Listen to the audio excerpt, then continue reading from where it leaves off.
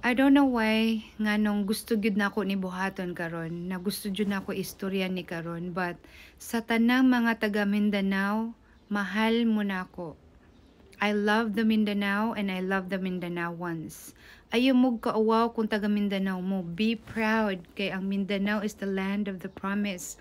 Bisag asa pa kang parte sa Mindanao, dili mo angay mauwaw, dili mo angay dapat i-hide nga taga Mindanao mo. Be proud kay kanindot sa Mindanao. Kay ba mo kung kinsay sad-an sa Mindanao, dili ka mo. Ang gobyerno ang sad-an sa Mindanao nga wala pansin na. Makaana na lang gyud ko usahay nga siguro tungod mahadlok sila nga kung i-develop ang Mindanao, mawagtang gid sa mapa ang Manila or ang Luzon. Kay tungod sa kadako sa yuta sa Mindanao, you are very strong there. As in dako kay mog landmass kung magkahiusa mo tanan. That's also one thing na mo approve ko, mo agree gid ko kung mobuwag sad mo.